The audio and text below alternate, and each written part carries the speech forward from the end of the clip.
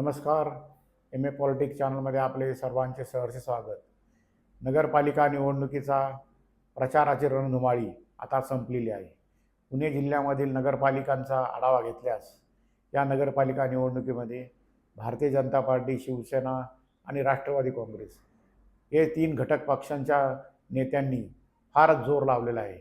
परंतु एकेकाळी पुणे जिल्ह्यामध्ये सर्वत्र वर्चस्व गाजवणारा काँग्रेस पक्ष या संपूर्ण नगरपालिका आणि नगरपंचायत निवडणुकीत कुठेही अस्तित्वाला देखील दिसत नाही आहे. काँग्रेसच्या गेल्या निवडणुकीमध्ये 3 नगरपालिकांवर पूर्ण काँग्रेसचे वर्चस्व होते. यामध्ये भोर, सासवड आणि जेजुरी या 3 नगरपालिकांमध्ये काँग्रेसची सत्ता होती. परंतु या निवडणुकीमध्ये सगळे राजकीय चित्र बदलले आहे.